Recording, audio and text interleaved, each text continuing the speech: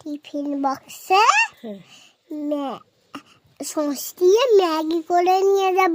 উনুন ধরাবে, চাউমিন আর পাস্তা আর Maggi sauce দিয়ে সব সব সসগুলো সস দিয়ে দেবে।